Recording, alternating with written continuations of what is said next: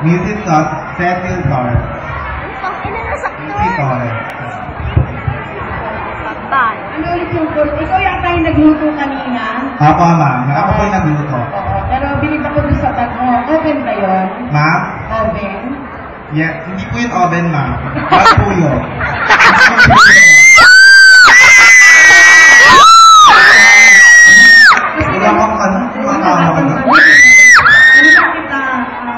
Kasi bigla ka naglabas ng mabuto sa ano yung oven. Apo, umilit na po yung bag. Charot. Charot! Sige. Ang course yung kukunin mo o nakuha mo o hanap mo kunin ay? HR. Ano HRM? Hotel and Restaurant Management. Wow! Sa Pilipinas, ano ba ito? Ang dami. ano ang mga oportunidad na nag-aantay sa'yo? Yan na nakuha ko. Sa Pilipinas,